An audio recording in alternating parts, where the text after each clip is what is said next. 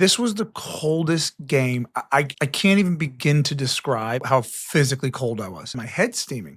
So like so much of the game, I'm just like this. I'm just like, I have my gloves on my head because I'm thinking the only way I could like melt this sheet of ice on my gloves is through the hot air coming in my head. So good. Unfiltered Soccer with Landon and Tim, presented by Volkswagen. Volkswagen has long been a supporter of soccer in America and has proudly been a partner of U.S. Soccer for over 5 years. Back at it again, LD, Unfiltered Soccer, another episode. A lot going on. We got Leagues Cup, we got USMNT roster announcement, Premier League. I mean, you've got an incredible kit on. Shout out to Portland. Yeah. Maine. Hearts of Pine. That's an the amazing Maine shirt. team. Isn't it beautiful? It's gorgeous. Yeah. It's a beautiful They're crushing shirt. it up there. Beautiful shirt. How are you? So I just got back. I was on vacation. That's why we didn't do a show last week. I went to Amalfi Coast in Italy. Geez. You been? It's amazing. It's good. Have you been? No, I haven't been. No. I live a dream life. Yeah, we say that every week. So I went to Amalfi with a bunch of friends and then went to Saint-Tropez. You heard of this place? I didn't know you went to Saint-Tropez. Tim. Have I heard of this place? Have you been to Saint-Tropez? Yes. You've been? Yeah. Oh my God. What Yeah, a it's place. It's amazing. I have never, look, I've been very fortunate to do well in life. Yeah. I have never felt more poor or more ugly in my life than when I was in Saint-Tropez. What a Dude, show. you walk through this walk. Accurate. You walk through this walk and it's mega yacht. Yeah. Right, like across the street's a Gucci store, and right here, mega yacht parked. Mega yacht. It's mega Saint-Tropez, yacht. bro. It's insane. Good for you. Good for you. Not an inexpensive trip. And through all of that, I mean, our listeners are lucky. You did all of that. Drank loads of champagne and Aperol Spritz and all these different things. Mm-hmm. And yet here you are, still grind, covering baby. soccer, watching all the clips. And that's good. Good for you. And where were you this weekend? Where was I? I was in the Hamptons. I don't have this. I didn't have this on the bingo card. Go ahead. What were you doing? I was I was at a horse show in the Hamptons, and it was great. Show. It was great. I drank, just drinking champagne, living the high life. No, I'm joking. I just was relaxing. Did that with some friends. You're not joking. Saw a great movie. What movie? So it was what was it called? The Austin Butler movie. What was it called? No idea. I forget now. I didn't know going in, but it was incredible. It was Caught Stealing. It was really, really good. So anyway, yeah, it's good. All right, let's jump right in. Lots of stuff going on this weekend. You know what I love actually, Tim, about soccer, amongst other things, is if you do like a college football podcast, you got like 4 months of the year where there's really stuff going on. If you do an NFL, it's 5 or 6 months. You do a baseball, it's 8 or 9 months. But there's always something going on and something to talk about. And this week there was so much. So we were debating where to start. We're going to start with the Leagues Cup final. And not because of the result, but more, which was great for Seattle, 3-0, they beat Inter Miami, but more what happened after the game. So after the game, Inter Miami, if you haven't seen it, go watch, just lost their minds. Busquets was throwing punches. Luis Suárez spit on, I think it was the head of security for Seattle. Lots of videos, lots of YouTube videos and Twitter videos, et cetera, that people sent. And it was just a nightmare. And I think people are trying to figure out, Tim, what is going on with this Inter Miami? Like we've seen Messi go after referees and what is it? Like, how do you, if you're a psychologist, how do you describe this, I've got my glasses on, so I'm a psychologist today. The bullies don't like to get bullied.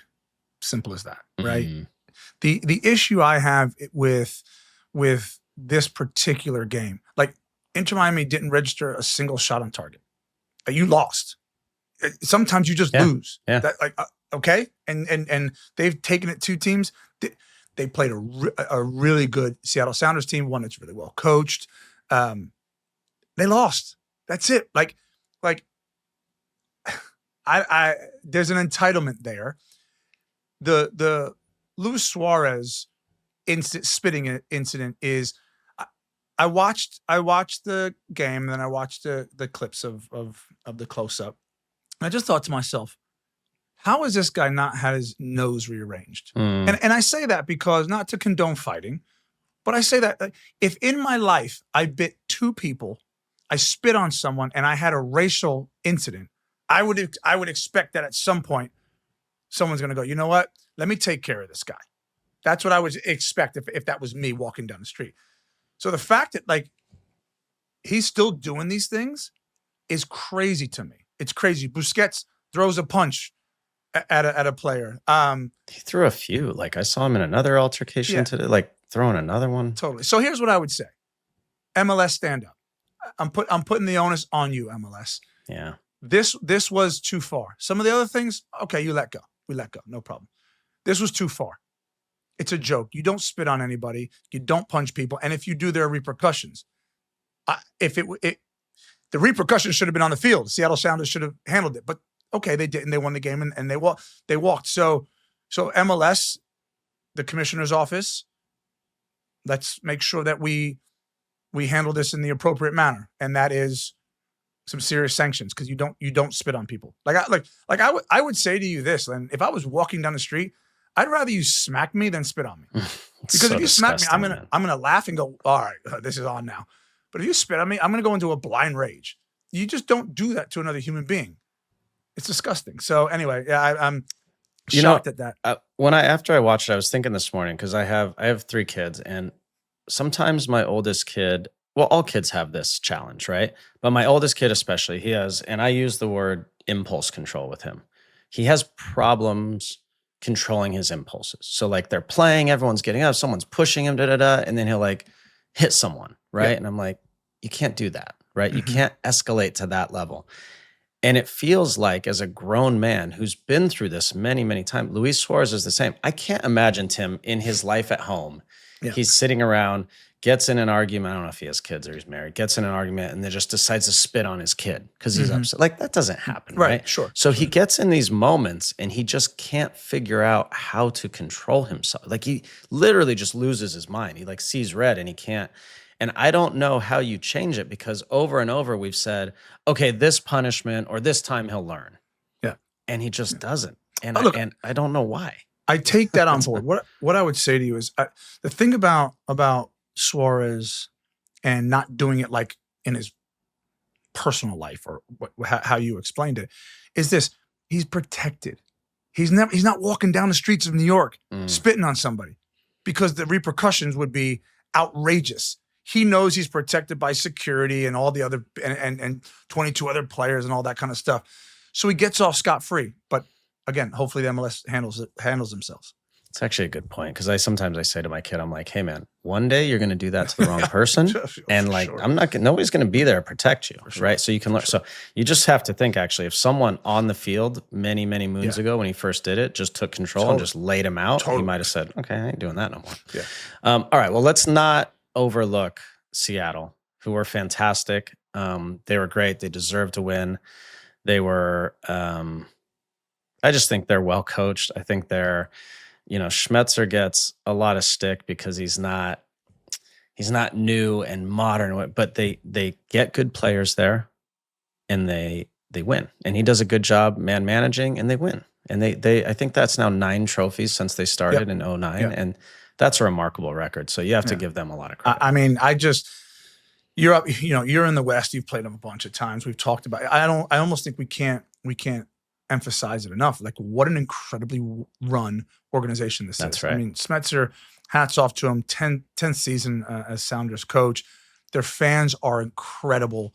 The soccer kind of culture that's in and around the stadium and in and around Seattle is second to none. I mean, it's incredible. It really is. The atmosphere in the stadium. So like, they do it right. They, as you said, they select, like, MLS teams miss on players all the time, right? Like we could have a laundry list of players that they miss, that teams miss on. I'm just trying to think, like, Seattle just doesn't miss a lot, right? Like, they have this blueprint. Obviously with Schmetzer, he understands the players he wants. They go out and get those players, and it just fits the system. It's really good. And I'll be honest, I love what's going on. The good side of what happened last night in Inter Miami and this fight. I like it because there's not enough of these rivalries in MLS, right? So now it's like, next time they play. By the way, 2 weeks from now. 2 weeks from now, or later in the season, or in the final, or next year. Like, now these rivalries are like real, So the more of them, the better.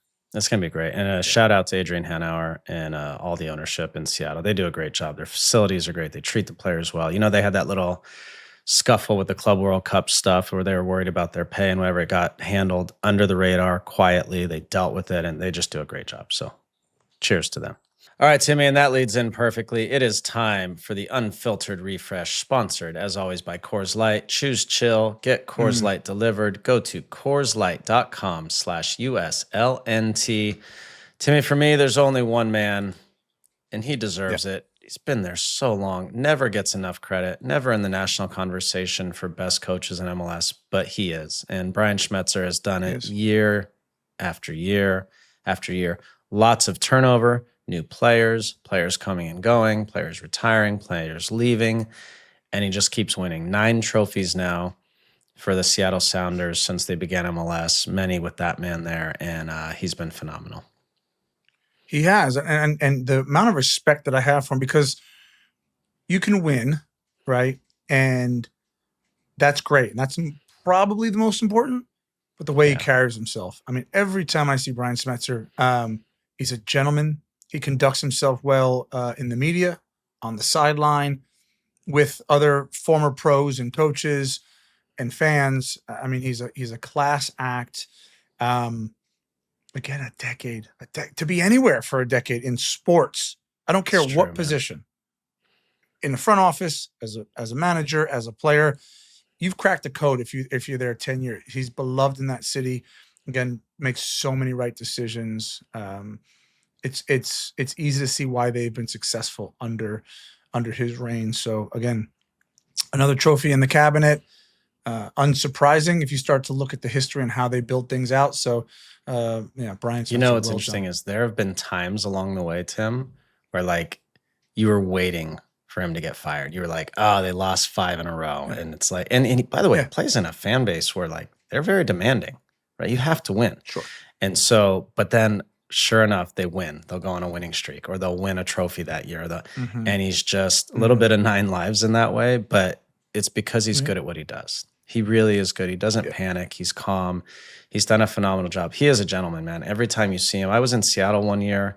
I was doing something in Seattle, and he was in the same bar, and he walked over. He's just so great to see you, and he's so genuine. You know, like he doesn't need to go out of his way to say anything, and he's just genuine, and very happy for him. You chose chill this week amidst a lot of chaos, Mr. Schmetzer. Cheers to you, buddy. Cheers.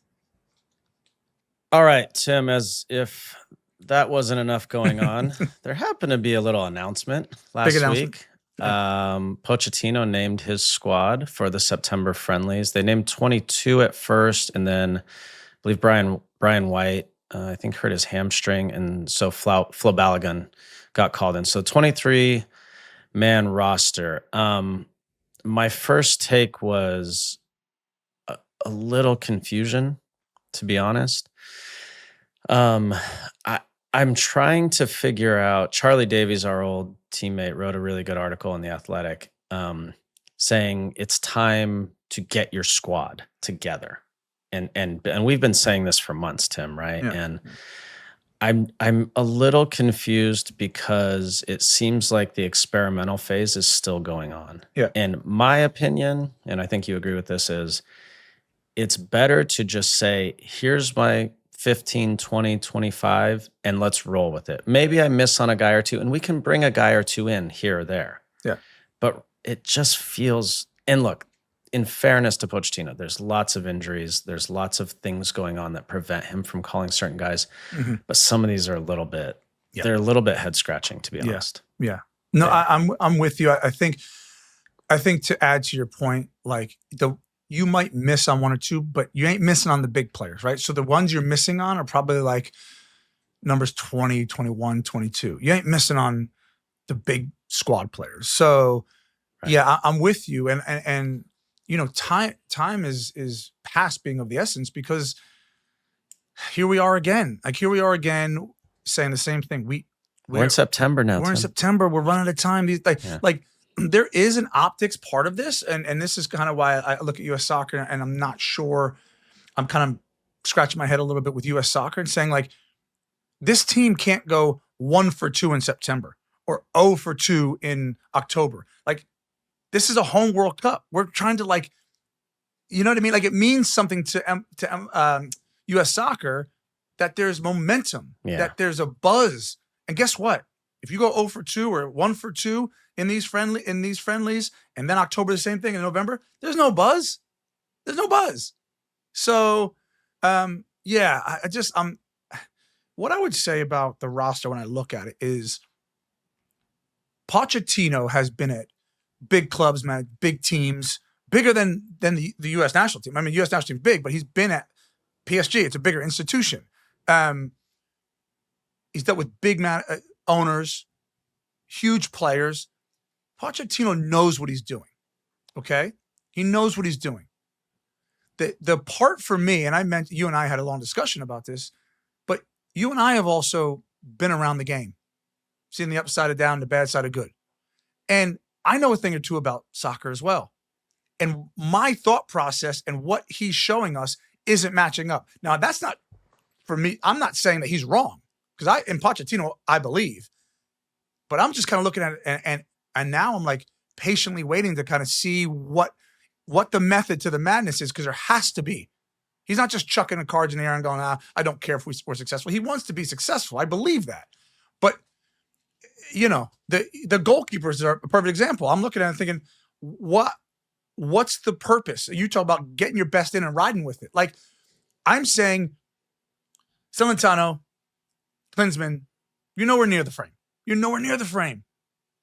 Right? So who are your goalkeepers? Like, he has to start making decisions.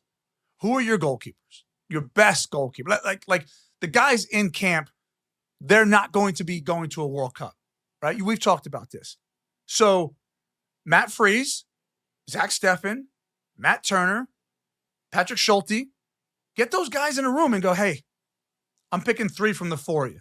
Mm-hmm. You got 10 months to give me everything you got. Battle it out.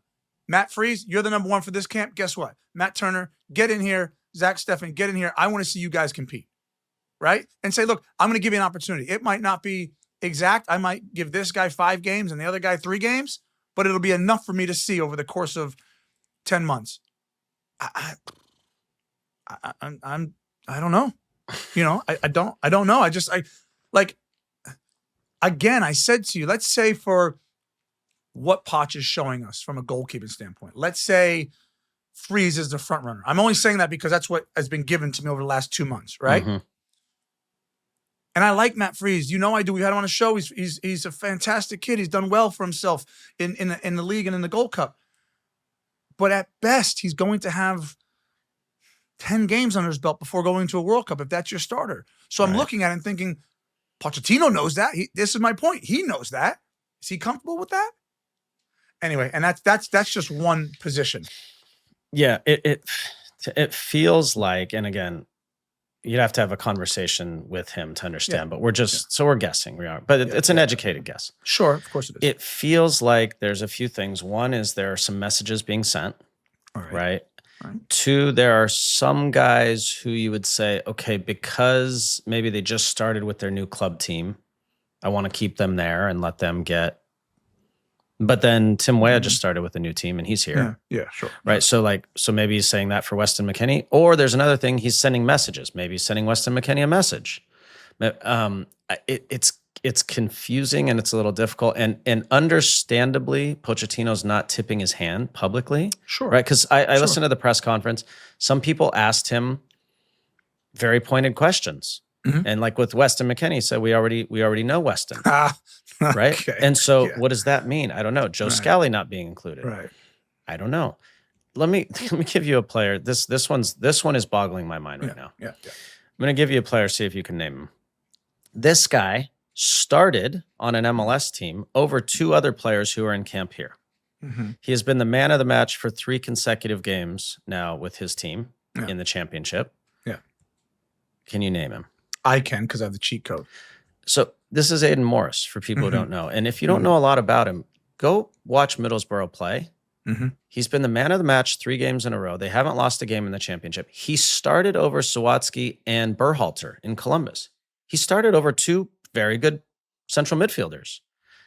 I cannot figure out for the life of me why he's not getting a chance, and now Sawatsky comes in. And this is no disrespect to Sawatsky, but this is straight up and there's down. There's some very bizarre ones. Him, Haji Wright.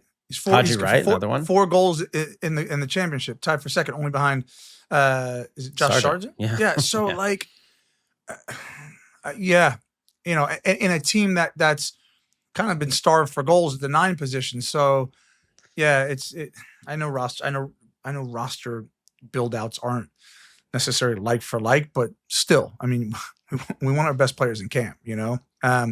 Obviously the Weston McKennie thing, I don't think anyone believes the fact that the we already know thing. I can tell you now, if that was ever said to me, I'm literally calling the coach back and going, okay, but just bring me in the camp. Yeah, I'm not, I know. Let me show you more of what you already know. Right. Like, you never want to be left out of camp and for the manager to say, we already know. One other takeaway from the roster mount. This was this in the interview. I wanted to ask your opinion on this because I didn't understand this. So when Pochettino was asked if he had spoken to Pulisic, he said, I'm going to quote him, "No, we didn't talk with Christian. I think there's nothing to talk about. I think everything's behind us, all that happened in the summer, and I think now we need to look forward." And so my question for you, Tim, is that more common? I don't want to say at that level, but in England or is it just sort of like, let's just sweep it under the rug? We're not going to get into this stuff? Or because everything I know from, Bruce and my first coach, Frank Yallop and Bob Bradley, these things would happen and they'd be like, let's go, get in the room, sit down. We're going to hash this out right now. And he said after all that happened, they haven't even spoken. And I can't imagine how awkward it's going to be when they see each other for the first time. But is that just, he coached Mbappe and Neymar, all these guys. Is it just like, I'm not going to deal with this? Like, just show up and play? Possibly. I mean, like, again, I'd be shocked, and I trust that they haven't spoken. If they haven't spoken, then I think it's difficult to say that everything's behind us. Now, that could be Poch flexing his muscles and basically saying, it's behind us. He's coming into camp and he's going to perform. And if he doesn't, then he doesn't. That could be what it is. I think everything is behind us doesn't necessarily say to me that everything's been glossed over. So I don't know. But were you not confused? Like, is that not? I was surprised by that. I thought for sure at some point the phone would have been picked up, or probably a flight and sitting down and saying, "Look, you're my most important player." I guess I was surprised in the summer when Christian spoke about Poch's decision publicly, which then forced Poch to talk about his decision publicly. So I found that to be odd, strange, and awkward. So this kind of plays into that. There's obviously not a good dialogue between them. If one that has to, there's no dialogue. Well, right, no dialogue, right. So if he's being honest, right? Yeah, I don't know. Gosh, that's not great. It's not great. I mean, our listeners are going to be like, hang on, we want some synergy with our captain and our best player and our manager. So. Right. Yeah. Well, on the plus side, look, I'm not trying to be all negative, but like on the plus side, Gio got to move. Let's hope that gives him an ability to play at Gladbach. Tillman scored. Balogun scored. Haji Wright, we talked about. Sargent keeps playing well. Yep. We have guys like Aiden Morris who are performing well, even though they're not in camp. Tyler Adams goes away to Tottenham and wins. So, like, there are a lot of positive. Christian started the season. Chris Richards had a good Chris game. Richards again, right? So there are a lot of positive. It's just we want this thing to get right and fast. So we'll pay attention to the game. Obviously, the game's next week. Not easy opponents, Tim. Korea, Japan, really good. So it's gonna be interesting to see the lineup. I'm excited for it. Me too. It's just incredible how much onus is on all these games because they come and they go, and then we move on to the next one, and then the World Cup's going to be here. So big challenge ahead. And last thing on this, Jeff Carlisle at ESPN. Jeff's great. Including this window, just 4 more opportunities before the team convenes for their pre-World Cup camp next May. So like there's not kind of deflating actually when I read Jeff say that. I was like, wow, which again plays even more into what we've been saying about like we probably need our best squad together. And I actually said this before last World Cup, so I think I've said it already on the pod before. It's like that was my major concern going into the last World Cup in 22 was like it just didn't feel like, and maybe this was a precursor to what we're talking about now with this team and the way these guys aren't all together. I remember thinking, like, I haven't seen Greg Berhalter be able to put his best team on the field. So we're going to have our best team at the World Cup for sure. But I haven't seen these guys play together because it was like players dipping in and out, not always there. So as you know what, let me stop BSing. That's a U.S. soccer problem. U.S. soccer from the tippy top needs to mandate that, and there's ways to do it. So people are out there questioning, like, well, how do we get players to? There's ways to make sure players come into camp and that they're completely unified. So I agree with that. That U.S. soccer can fix that problem. Yeah, and then last thing here, Tim, interesting comments too in the press conference from Pochettino about his respect for MLS. I'm going to quote again. We need to give MLS the value because I think competing there, I think the players can show that they can perform in the national team. I think it's not necessary to move from MLS to Europe because sometimes MLS, under my assessment, maybe is more competitive than some leagues in Europe. Well, it's definitely more competitive than some leagues in Europe. Yeah. It's not just words, though. Like sometimes in the past, national team managers would say that to like boost MLS and be a good partner and all that. His decisions are showing that, right? We talked about Sawadsky. We talked about over Aiden Morris. Guys like Sargent not coming in instead of Brian White's coming in, guys like that. So really interesting. 12 MLS players in this current squad. The argument is dumb and it's old. Like people out there who are like, you shouldn't stay in MLS, you shouldn't come back to MLS, all that blah blah. You go where you can perform at your best for the time being, right? So like I'll give you an example. If you were in and out of a championship squad, right? Or you're not the first name on a team sheet, I would suggest for the sake of the national team, you're actually better off having a player that plays in MLS who's banging in 20 goals, absolutely, right? Who's feeling the rhythm of the game and who's kind of worn, as opposed to someone who's like, oh, he's a really talented kid, but he doesn't always get on the field. So like, it's a silly argument. Obviously, it's good that Pochettino sees how valuable it is. I know the value of both playing in Europe and in MLS. They're both important. It's about rhythm. It's about timing. So I'm okay with it. He clearly is, as you said, putting his money where his mouth is with the 12 MLS players in the squad. Obviously, once we get to the World Cup, we'll see what that final makeup of the roster is. But it's an interesting conversation. Tim, there was a time in MLS where you could really honestly say, look, the environment, the training facilities, your players you play with, the games you play in on a Wednesday night somewhere where there's 3,000 people, it was clearly much more competitive and better for you to be competing in Europe. I'm using Europe in quotes because who the hell knows what that means. Yeah. But like at a real European league or club, that was the case. But now like there's real pressure, right? Like you play LAFC last night and you're San Diego, like that's a real soccer game. And for LAFC, losing at home, that's a real deal. The inner Seattle game, the Leagues Cup game, that's a real soccer game. And so this argument now that like being in a European environment, now look, if you're playing at Leeds and you're trying to stay up, is that different than playing for Sporting Kansas City, who is probably not going to make the playoffs? Yeah, of course. But for the most part, like there's enough good teams in this league and enough real environments where it's plenty fine to be playing in MLS as long as you're playing every week. Well, by the way, Dreyer, when he talked to us at MLS All-Star, he said that. He's like, I bounced around Europe. Now he's like in the race for the MVP in MLS. And by the way, his national team coach is now looking at him thinking, that's right, this guy's a real player and real asset. So it's not one size fits all for all those critics. All right, let's take a break. When we come back, lots of Premier League, all this stuff happening. We haven't even talked about the Premier League yet. We'll get into that right here on Unfiltered Soccer with Landon and Tim, as always, presented by Volkswagen.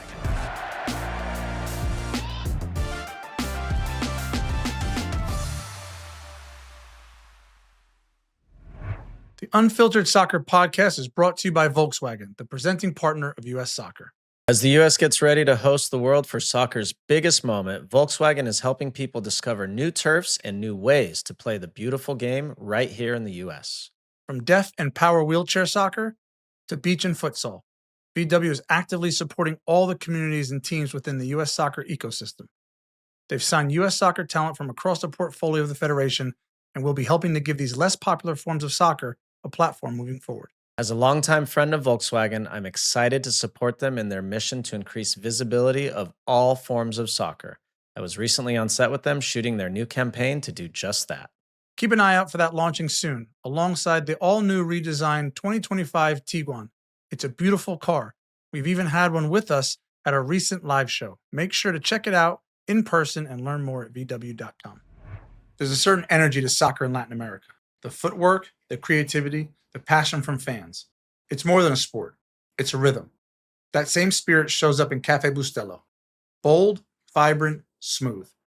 Turn up the Latin flavor Cafe Bustelo has been bringing for generations. You can't miss this iconic staple anywhere.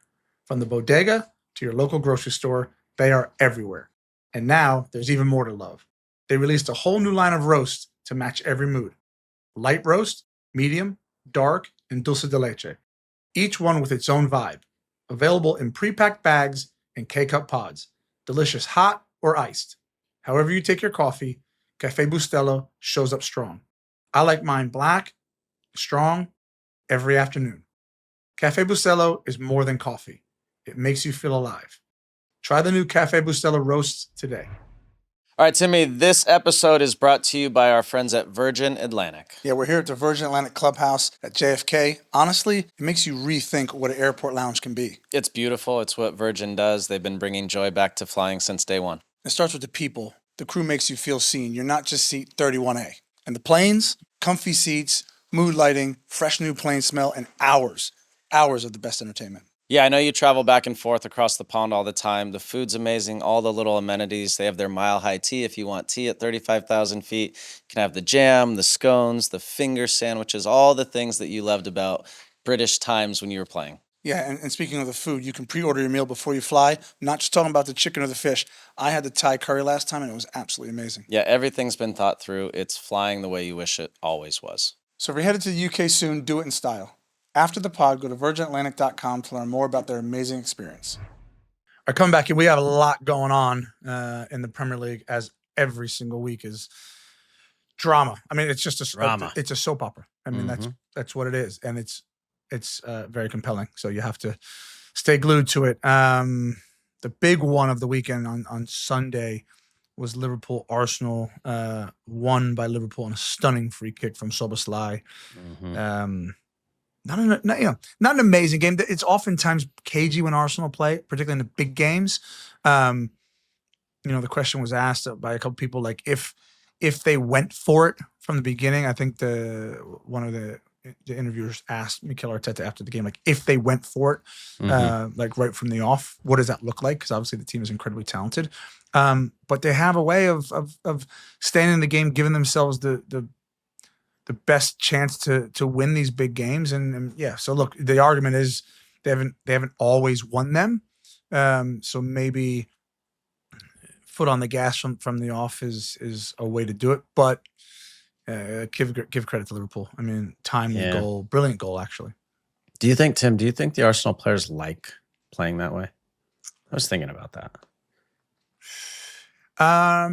Because these are like top players. Yeah, what I would say to that is, I hear you. If they didn't like it, or if there was a consensus in the dressing room, and you've been in dressing rooms, that they were going, guys, we need more. Then you know what? The big senior players, with other respect to the manager and vice versa, they would have a conversation. Say something. They'd say, Gaffer, listen, we hear you, but are there not moments we can open up and talk through that from a football philosophy standpoint behind closed doors? I think that would happen. So I do think they feel like they probably give themselves a really good chance in these games, because otherwise, I do. I think that they would change that narrative. I mean, I'm not the first person to say this. Like, I've heard Thierry Henry say this and others, but some of these games get really boring now. And I remember, Tim, like through the heart of my career, Champions League nights, United, Real Madrid, or Barcelona, Liverpool, whatever. Like, you knew the game was going to end 3-1 or 3-2, or there's going to be 27 chances in the game. And it was so fun and exhilarating to watch. And now I watched the game the other morning and I'm like, ugh. Yeah. I was so excited for it, Yeah. And then it just lets you down. I will say this, and it's probably a deeper conversation, but when you think of what the Premier League has been built on, right? You're thinking of like your Man United, Liverpool, Newcastle's, Arsenal. It was like blood and thunder. It was like you have it, we have. The big games would always end 3-2, right? Like that was the joy of the Premier League, or 4-3 or something crazy, right? As there's been and that was kind of the English way, right? So the English way, right, LD, was knock the ball forward, play on the knock, and get the seconds, right? It was physical. Then there started being this foreign influence, right? So you're getting your Henrys and your Vieiras and all the different players, and they're basically strong and physical and nasty, but now they have a bit of class, right? And so that's where the Premier League then starts to evolve, and Man United get those players, and Liverpool get those players, and Arsenal get those players. But it's gone completely now shifted, right? So now, yes, the Premier League is still the most physical league in the world, but now you get the likes of Pep Guardiola and the tactical side of things, and you now know, right? Or at least for the last 10 years, it's like, well, we can't go blood and thunder against Pep because they'll pick us apart, right? So we need to be cagey, and then that begins to creep into the philosophy of coaches. So yeah, you have seen a shift. I hear you. I hear you. We all want to see a 3-2 or a 4-3 back and forth, but you're just seeing less of that now. Yeah, I wonder, like, I don't know, as people are scared for their job, or like, I don't know. It's just so much more enjoyable, but whatever. No one cares what I think. They do. Okay, so last night, today's transfer deadline day. When this comes out, it will have been yesterday. Yeah. So Isak finally gets his move to Liverpool. So we talked about this. Is it the right way to do it? Is it not right?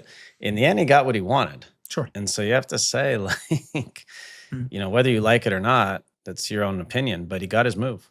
My question, actually, my question, Tim, is more than that. Is, so Ekitike goes for whatever, 80 million. Yeah. And now you sign Isak, and I know they have a lot of games, but modern players now, Salah plays almost every game. And the way the science is behind it, and like how they recover and the way they travel, someone could play every game. So what does that mean now for Ekitike? You're not paying a guy. You're not spending 130 million on Isak and not playing him. So Liverpool have for a while now just done really good business, and I think I don't have inside information here, but it feels to me, given the spending, right? You go get Ekitike, and you're like, he's our guy, right? And then Wirtz and I forgot about Wirtz. Yeah, Wirtz. Do you need Isak? And what I would say to that is, I think the hierarchy at Liverpool have seen a shift. That being the team they built for Klopp before he retired or left, right? Then Slot comes in and wins, and I just think they see an opportunity for like world domination for a period, because the window opens and closes very quickly, right? Yeah, so you're right. You go like 3-5 years. You got to rebuild, and you've missed your window. I just think Liverpool's looking at this and thinking, we can do a city here. We could do a Man City here, and Champions League, right? And Champions League, and basically run away with this thing and win 3 on the bounce. Now that's not easy. That's easy for me to say, but I think with their side, because rightfully so, with what you're saying, we've added Wirtz. We've added Ekitike. We've added a left and a right back. We feel good about this squad. So you could say, well, then why go get him? But the fact of the matter is, when you looked at the bench yesterday, Arsenal versus Liverpool, just the bench, Liverpool bench wasn't a lot there. Wasn't a lot there. So you're still trying to create competition and numbers, and go get him. I do think I ultimately think, and it's not my money, but in general, like, go get your guy. If this is the guy you want, that you think is going to be, he fits the profile in terms of age, in terms of position, go get him. You might have to pay a little bit extra for him. That's fine, but the return is going to be greater than what you shelled out. And by the way, it also keeps someone else from getting him. Of course. Right. So now if Gyökeres doesn't work out at Arsenal and they want to go get Isak, now you can't. Right now you can't get him. So that's right. Yeah. Okay. Okay, Chelsea Fulham, this VAR controversy. Yeah. So this was, I was kind of had it on in the background. My boys were watching, and I saw the goal, and then I just assumed it was a goal, and I was like, okay, now I think it would have made it 1-1, right? And then there was this long delay, and they end up overruling it and going back for a foul right at midfield. Anthony Robinson had interesting. He was back on the bench, which was great, and played some minutes in the game. On Instagram after, he said, if they can check something for 5 minutes and still get it wrong, then what's actually the point? This was crazy. I couldn't believe he said this publicly. Standard of officiating in the Premier League has been shocking for a while now. It's like, Jesus. So I think we can all agree that even the Premier League said they got it wrong, right? They took the VAR guy off the game the next day. Are you still in favor of VAR? What's your take on it? I don't think we've ever talked about this on the pod. So what's your opinion? I'm a huge proponent of VAR. The numbers speak for themselves. They're getting nearly all the calls right. I agree with Anthony Robinson though. Like if you do have to check something for 5 minutes with all the angles that you have and you get it wrong, then that's a tough one to swallow. Where I disagree with him, and this is just fair because I when I had my boots on, I would have agreed with him. Like the standard of officiating in the Prem has been shocking for a while now. I'm not sure I ever walked off the pitch, LD, in 10 years and thought the referee was horrible today, right? Like it's just a natural, you can't distance yourself from it, right? So you feel hard done by. I think it's gotten more difficult on referees, even though they have VAR, right? Because you're almost like second guessing yourself. But I like the fact that the Premier League is taking officials off games and backing their officials, but also saying like, hey, you made a mistake and we're pulling you here, right? Like that's Howard Webb, and he's very strong, and so that's good. I think that helps referees. I think that helps you grow. It helps you grow as a player. When you don't play well and you get dropped, right? It helps you as a player. Yeah. So and it builds trust with the fans too. You're like, okay, fine, for sure. Yeah, for sure. So in certain instances when it gets it wrong like this, you're like, oh, it's terrible. But ultimately, there's not a lot of those every year. Right. I'm a big fan, and what I would always say to people, I didn't play with VAR, so I don't know if you did maybe right at the end.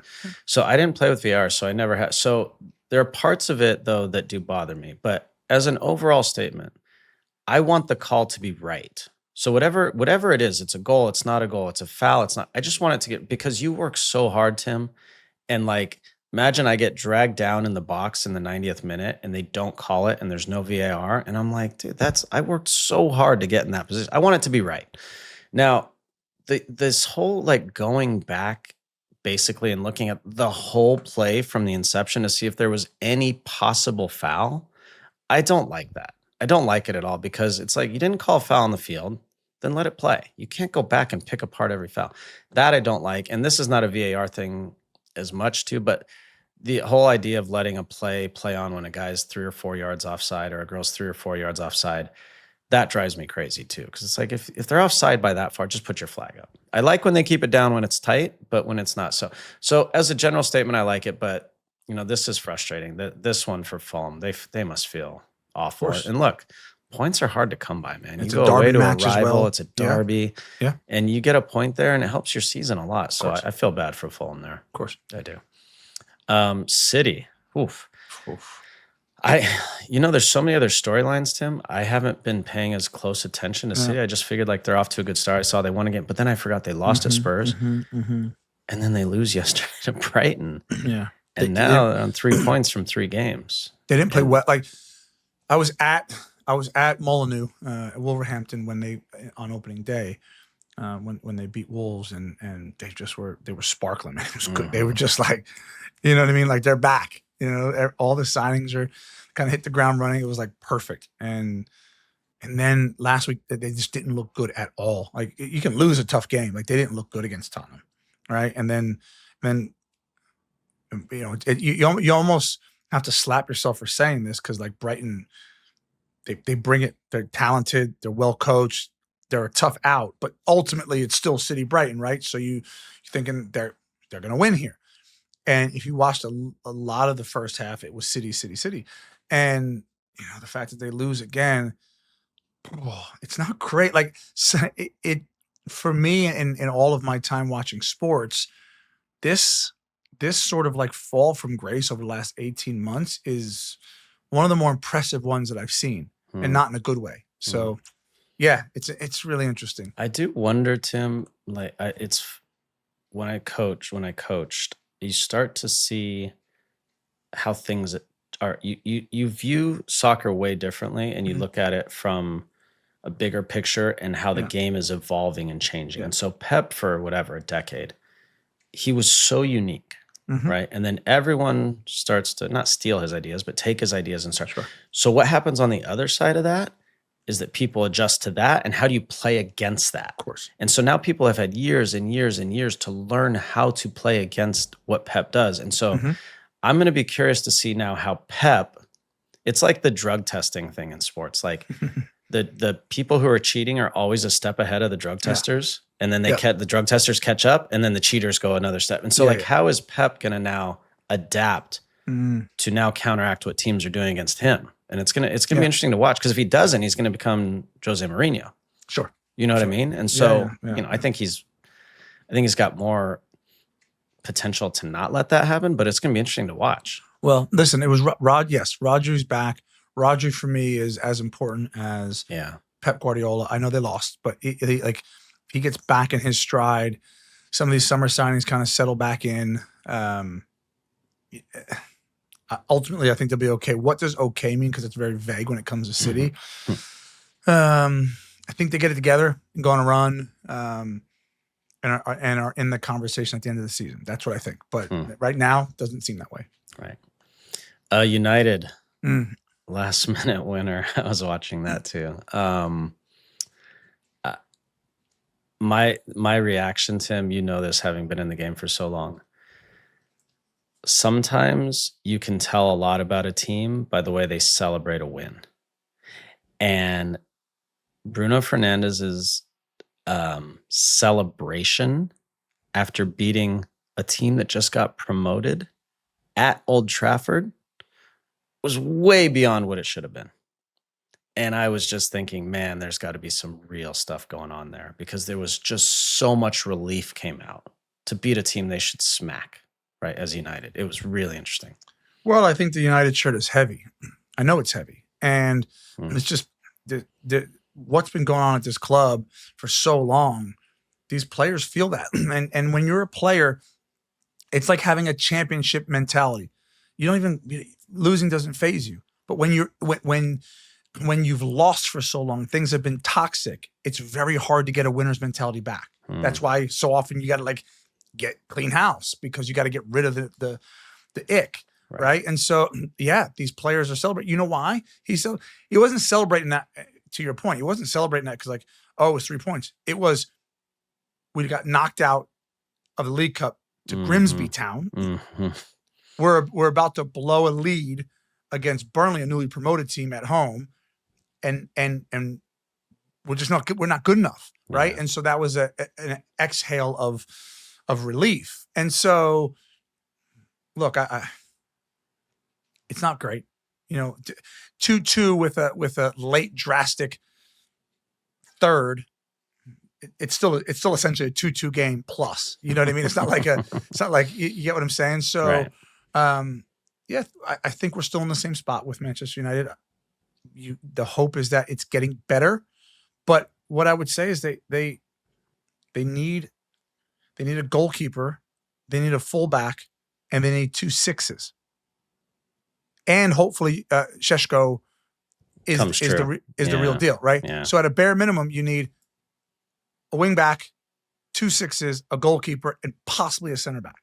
So they're still a ways away. You could probably get away with not getting a center back, but it's still a ways away. Yeah. But that's always been the case. The reason we say that and then forget about it is because Man United say you just want more, right? And it's a talking point, but ultimately they are who they are. Yeah, they're still a ways away. Yeah. Really bad performance by Spurs. I didn't watch the game live, but then went back and watched the highlights. Bournemouth were really good. Tyler Adams was excellent. That was a bizarre, because Spurs have looked really good. That was a bizarre outing, and that you can't really have that if you're Spurs. You can lose the game, it's fine, but you can't look like that. It's awful. A one-off. Yeah. They've been good. Thomas Frank is a brilliant manager, one of the best in the Premier League, and this I don't. You even saw this from his Brentford teams. So you just don't put much into it. No, I don't put much into it because even on the moments where something like this at Brentford would happen, he nips it in the bud and sorts it out. He's just that good of a manager. But again, credit Bournemouth. They're well managed too. And Andoni Iraola, really good manager. They've got some good players. They press from the front. They're physical. They have finishers in the team. So like it's a good team as well. Yeah. Really is. And so I think that on balance, they were good value for a 1-0. Spurs, Thomas Frank has a few new toys too. Xavi Simon's coming in, 51.8 million pounds, and then Kolomuani is coming on loan from PSG, so that should help them as they get into the season. Bad loss for Forest and a massive 3 points for West Ham. I had them pegged like they are going down, and I was watching the game, and Forest were like on the verge, and then all of a sudden West Ham. Jared Bowen scored a great goal, and then bang, it was 3-0 just like that. And it was like, whoa. And so good for West Ham, but Forest, I think we predicted this. Like they're going to have some struggles this year. Forest? Yeah, they are. Yeah. I mean, the interesting thing about the Premier League, the game we just talked about with Tottenham, right? This is, and you hear so many managers hint at this, but this league is so incredible because you get Tottenham are brilliant. They're rolling. They look good under the new manager. New signings are clicking. And then bang, poor performance, lose 1-0 against Bournemouth, right? At West Ham, who we saw closely in preseason, can't get out of their own way. They stink, right? That's what everyone's saying. And then they probably feel low. Jared Bowen, their captain, a guy I really admire, he clashes with fans on social media and at the stadium. And then next thing you know, 3-0. Like that's a huge, huge result. Like they didn't squeak by on that one. So like it's really, really, in terms of how the league plays itself out week to week is incredible. But yeah, Forest, watch his space, man. It's pretty volatile there under Marinakis. There's been a fallout with Nuno Espirito Santo and Edu and Marinakis. So like everything should be fine, but I put that in air quotes because anything can happen. Yeah, to your point on the league, the other 4 results, Villa, Champions League team, lose at home, 3-0 to Palace. Yep. Sunderland come back to win 2-1 against a decent Brentford team. That's huge for them. Games like that if they want to stay up. And then our beloved Toffees won away to Wolves, so that was great. All right, lots there. Let's take a break. When we come back, we'll get into your questions in the AT&T Fan Connection right here on Unfiltered Soccer with Landon and Tim, presented by Volkswagen. Stay right there.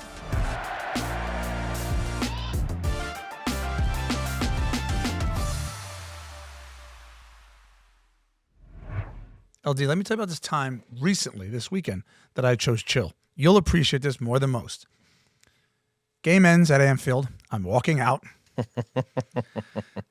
Bunch of fans walked past me. Unfortunately, I had to walk through some very lively Liverpool supporters, shall we say. And someone very nicely asked me for a picture. So, sure, why not? I took a picture. And then an autograph. And then they very cheekily said, "You'll never walk alone," and walked away and giggled. And I thought now is a moment. It's best you choose chill. Get me back to the hotel so I can have a cold Coors Light. Thank you very much. As always, when you embrace a chill mindset, it's a good time to choose chill. Crack open a cold Coors Light. Make the most of the times you choose chill. Choose Coors Light. Get Coors Light delivered straight to your door. Visit CoorsLight.com/USLNT. Celebrate responsibly. Coors Brewing Company, Golden, Colorado. Beer.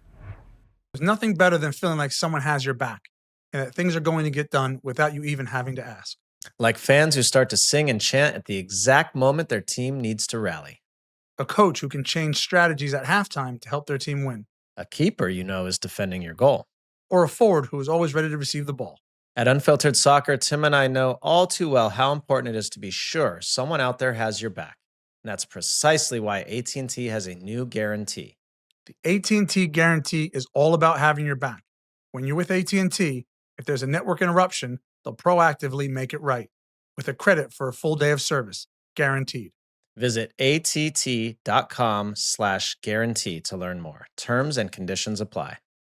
AT&T. Connecting changes everything. Credit for fiber downtime lasting 20 minutes or more, or wireless downtime lasting 60 minutes or more caused by a single incident impacting 10 or more towers. Restrictions and exclusions apply. See att.com/guarantee for full details. It's time for the Fan Connection presented by AT&T. Every week we invite you, the listener, to connect with us by submitting your questions. The best way to grow the game of soccer in the U.S. is to keep asking questions and keep talking about the sport we all love. At AT&T, connecting changes everything.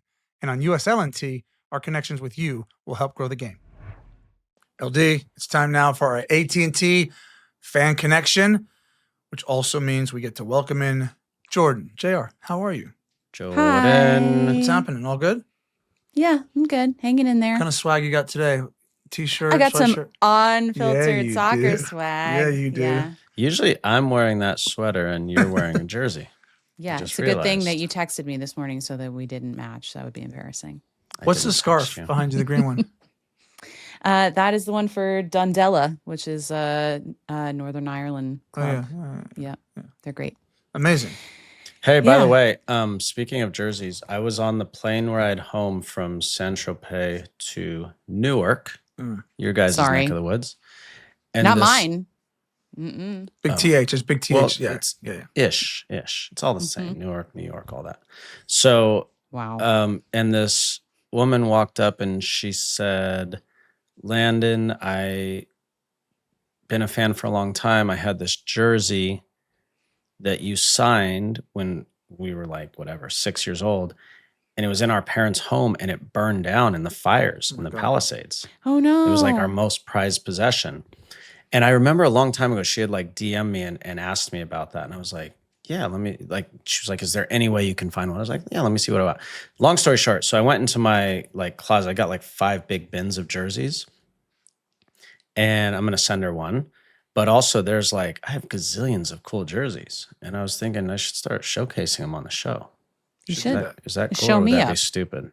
No, it's cool. Or Let's I could try it send out. them to you, Jordan, if you don't want them. We'll try it out. And if you think it's dumb, then just tell me not to wear it. I started with the Portland Hearts of Pine. Not The main palm. one. Not palm. Hearts of Hearts Pine. of Pine. But anyway, so if you make up some cool story like that, I'll send you a jersey too. It wasn't made up though. She was genuine. She was so sweet. All right. Anyway, what do you got, JR? I have a variety of questions for We you like variety. today. We like variety. Okay, Tim, how about a question for you to start then? Sure. Let's go. Tim, this one's from William via email, by right, the Will. way. It says, Tim, when you were with the Rapids in 2019, you played in the coldest recorded game in MLS history. Oh, really? Against Toronto. Colorado is also known across the league for its altitude. How much does the setting contribute to those games? And do you ever get acclimated? What were they like for you personally? And Landon, what was it like to be a visitor? That's an interesting question. So I think the game in that William was talking about was against Toronto. I'm almost sure it was. It was LD. Did you play in the Costa Rica game when it started? No, I didn't. I didn't either. This was the coldest game. I can't even begin to describe how physically cold I was and all the other players. And I remember you'll laugh at this, right? I remember. So on the palm of goalkeeper gloves is like the latex, right? And so goalkeepers like get it wet to get it nice and stick to the ball, and it's normal. Well, because it was like the latex was wet, it started icing over. So you get this like right? You get this film of ice, LD. And I can remember literally thinking, "Oh no, my gloves just It's gonna ice. slip off my hands. So there's so many parts. If you go back and watch the game, I also realized, like, naturally, but I'm also bald, right? So my head, because I'm warm inside, my head's steaming. So like so much of the game, I'm just like this. I'm just like I have my gloves on my head because I'm thinking the only way I could like melt this sheet of ice on my gloves is through the hot hair coming out of my head. That's so good. Yeah, but it was cold. It was terrible. About the altitude thing, I always thought to myself that the Rapids, with all the sports science out there, should absolutely build a team that is more powerful and athletic and fit and endurance than a tactical, technical team. Now, obviously, you need tactics and technique, but I'm just saying, like, the altitude sucks. Obviously, as a home player, you get used to it. But I always remember thinking, we're getting the pants beat off us by some of these teams that are coming to town. Like this shouldn't be the case. They should be on their knees, you know. But yeah, I'd be interested, LD, to get your take on it. Yeah. So the way we always approached it was, and I think the science is still the same, but it was like get there as late as possible, so we get on the very last flight Friday night, And then, so your body has no time to really adapt. Yeah. The biggest two things we always did were in warm up, you have to really, really, really push yourself and get yourself like just Gas. breathing as hard as you can so that you get your second win then and don't do it in the game. Otherwise, and I saw this to happen to so many players, like foreign players would come in, they'd be like, oh, fine, normal warm up, whatever. I'm like, all right. 20 minutes in, you look over and like Robbie Keane was like bent over, like, I'd be like, I told you, man, in the warm up. But after that, you're kind of like, you're fine. It's not, it's not as big of a deal. Once you get above that Colorado altitude, you get to 6,000, 7,000, 8,000 feet, then it becomes a real deal. I had this player, I think it was Demichelis. He was Argentine international. He played at Galaxy? No. When I was at Leverkusen. Oh, Leverkusen, yeah. And he said they would go to Bolivia to play qualifiers. And Bolivia and La Paz is like 12,000 feet altitude. That's inhumane. And he said there were players on the team, Tim, JR, when you landed and got off the plane and started walking, they would throw up because it was so gnarly. And imagine playing a soccer game. It's amazing people allow that. It's insane. Yeah. So anyway, thank God it's not that. Okay, so first of all, Tim, the game was on the 2nd of March, 2019 against the Portland Timbers. Good memory, pal. And the temperature was recorded at 18 degrees Fahrenheit. I think it was 2-2. I do remember that game. I just thought the Toronto game was colder. Anyway, whatever, yeah. Good grief. Yeah. 18 degrees. Yeah, that sounds very cold. No, thank you. You know what the funny thing is, superstitious-wise, LD? So if when I came back to the MLS, we would play on turf every now and again. So I would wear like leggings under my shorts because like I don't want to get like burned up, you know. But if I was playing on grass, I would like as a rule of thumb, I would never ever wear tights. Leggings. So like that was on grass. So I was like, well, I can't wear it. I'm not wearing tights. So like, the idiot that I am, but I couldn't go against the grain anyway. Yeah. Tim, I do like your idea of basically having like the Space Jam team of soccer for the Colorado Rapids. That makes a lot of sense. Nice analogy there. Totally, I like that. Didn't have that on the bingo card either. A lot of bingo cards today. Okay, this one is from Rich via email. Since both of you have been involved in USL club ownership, I am curious of your thoughts on the long-term upside of the league. Specifically, can they pull off Division I status and a promotion relegation arrangement? And if so, is this enough to allow them to survive alongside MLS going forward? Great question. 3 years ago, my answer would have been a pretty definitive no. My mind is changing. And I'll tell you a few reasons. One, they have really good leadership in charge now with Paul McDonough, who I think will do a great job. Louisville now has, I believe, the only stadium that would be adequate for League One status, which would be 15,000 plus. But I'm hearing and I'm seeing now lots of things in the work, not only at the USL Championship level, but like Boise are coming in next year and they have really good ownership, really good support. They've sold, I think, 5,000 plus season tickets already. I'm starting to see momentum build in smaller cities like that. Now, can they compete against MLS like for like? I don't know. I don't have the answer to that. I'm curious what you think, Tim. But I do think there's a scenario where as soccer keeps growing, that there are, New Mexico, when we traveled to New Mexico, there's 12,000 people there, right? They could add a few thousand seats and have Sacramento can do it, no problem. Phoenix could do it, I would guess. There are lots of cities now that are on the verge of that. So I could see it happening. Yeah, I mean, as long as they get the financial part right, in terms of like parachute payments and whatnot. Look, I think if we're ever going to create a promotion relegation model in this country, it's going to be at the USL level because they already have this sort of pyramid structure in place. I'm against it because like I said, I've constantly. Well, no, I'm not against it. I doubt it can happen successfully, and I hope I'm wrong because I think it works in a lot of ways. But if you look at, you can probably name LD. We could probably name like 25 teams off the top of our head. But if you look at a team like Macclesfield, which is basically in and around Manchester, right?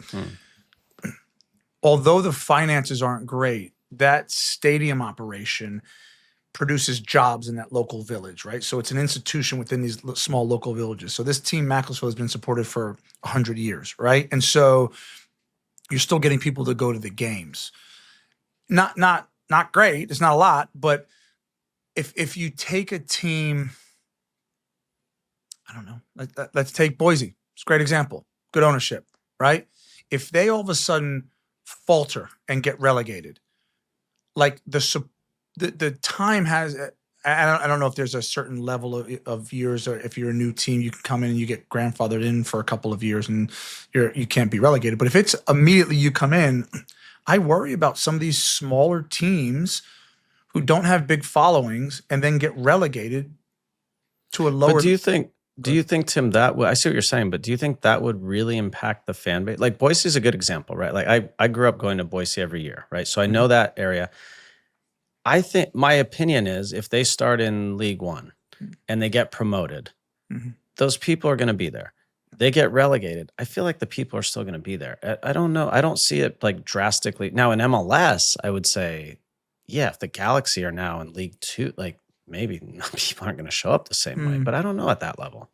I don't know either. But I also think what we can't do, it matters, LD. And what I'm saying is, we can no longer throw a blanket over these silly, dumb American fans who don't know anything. American fans are incredibly educated, and the incredibly educated fan around the world, when they get relegated in Germany and when they get relegated in England, they go from 40,000 people to like 20,000 people. Because they're sophisticated soccer fans. And I think and I believe that we are sophisticated soccer fans in this country now. And I do. I think you're going to get hit with, I remember thinking with when I was part owner in Memphis, thinking as we're building this thing, if we were to get knocked back and, we were in the top league in USL and we were to drop down, our fans would feel that and be like, I ain't buying into this. And so, I do think that part's a problem, but I have a strange follow-up question to this. You usually do. That's what I'm known for, my strange follow-up questions. And I'm going to make a band analogy. So we're just hitting all of the Jordan favorites today. There is something to be said as somebody who spent the summer going to a lot of very big concerts about when the band that you've always loved starts playing venues that maybe price you out of attendance. So I kind of wonder with the USL, there's going to be some clubs that are leveling up in a way. And I wonder if that also becomes a problem because people are going to start saying, you want me to go to a 15,000 person stadium and the tickets are going to be more expensive. And I used to bring my 4 kids with me, but I don't know if I can do that anymore. So it's almost like being relegated is a business problem, but being promoted might also be a business problem in its own way. Let me, it's a great question. My initial thoughts that I feel strongly about is sports are about dreams. And I think I hear you in terms of the economics, but I do believe when the Clippers go into a new building and that new building is sparkling and the LA Clippers organization goes, but you got to pay more for your season ticket. People are kind of like, all right, like, because we got a new building and we feel great. And so I think if you get somebody who's like locked and loaded onto a certain team and they go up and the stadium gets bigger and they got to pay more money, I still think they've already bought into that dream and they feel a part of that promotion. So I don't know if you'd lose supporters, but that's my own personal opinion. And to your point, JR, the level between playing in a 2,000 seat venue as an artist and playing at Wembley, like the amount of difference in price is going to be exponentially. But like I think USL League One to Championship, instead of $10, it might be 14 or 17 or so. But yeah, that's a good point. Okay, how about a question about MLS since we're talking about USL and MLS? This one is from James via email. Greetings from Tennessee. All right. First of all, go Vols. Go Vols. Go Vols. But where is the love or the hate for Nashville SC? It's not just Landon and Tim, but it feels like all sports media completely avoids my team. We have the current Golden Boot leader with super, in quotes, Sam Super Surridge. Sam. Why does the media avoid my team? Is it because they're new? Maybe due to their, let's say, rough playoff history? They are a true contender for the MLS Cup. They built the biggest soccer-specific stadium, and it's so much fun to go to, and they are exciting to watch unless you are an Orlando fan. Shots fired. Show Nashville SC some love. Go on, Tim. Show them some love, pal. Yeah, I left myself a note here just in case anyone was curious. As of this recording, Nashville are 4th in the Eastern Conference and 6th overall. Yeah, no, look, Nashville, right from their inception, have crushed it. I remember I was just finishing my career, and I had some really good conversations with them just about what they were doing, about the project. And they walked me around, the lot where the stadium is. And we spoke at length. So to see what Nashville have done, great town, really well-run club. What I would say to that, and this isn't fair, but this is, I think, reality, and Landon played and is part of the fabric of one of the halves. In the MLS, you have the haves and the have-nots. There are certain teams that are just sexy. They're just sexy to media. And then there are other teams that just literally have to fight and scrap for every last bit of media attention, both locally and nationally. And so, God, why? Because I can make sometimes it's hard, and I wish I had the answers, because you could actually make the point of why the hell are the Galaxy on the tip of everyone's tongue in LA? You got the Lakers, you got the Dodgers, what?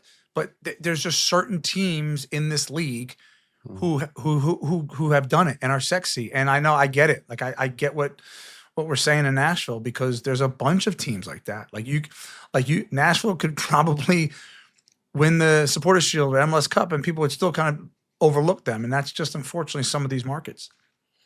I love what Nashville's done on the field, off the field. I went to the Leagues Cup game against Inter Miami last year at Geodis Park. Is that what it is? Phenomenal stadium. I love Nashville in general. I love the food. I love the music. I love the line dancing. I love the bars. I love Nashville. My guy. So you didn't have that on your bingo card either, did you? But what I would say is, and what BJ Callahan has done is phenomenal. You got to win. You got to win. You're not in New York or in LA or in Miami. You're not going to sign Messi, right? So you have to win. And once you win, then you'll get that attention. But I agree. I mean, James, it's a good point. And they've done a phenomenal job, but you got to win. If you're going to look, people talk about the Dallas Cowboys all the time. They haven't won in 3 decades. Sure. So you got to do it, and you got to put yourself on that platform, and then people talk about you more. It kind of reminds me of when you're in school, those kids who just do fine.